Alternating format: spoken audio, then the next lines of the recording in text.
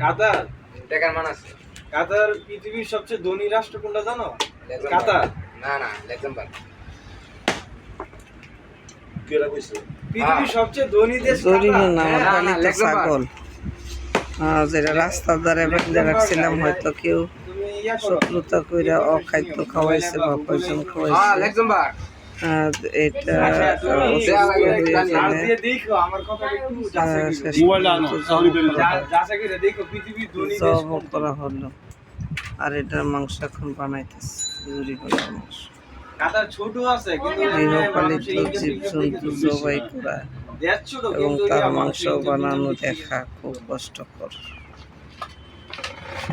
খুব কষ্ট এরা লাগে। পার এগুলো না রান্না করে, করলে সবাই না খাওয়া করে যায় হিসাব না। করলে এরা ধনী।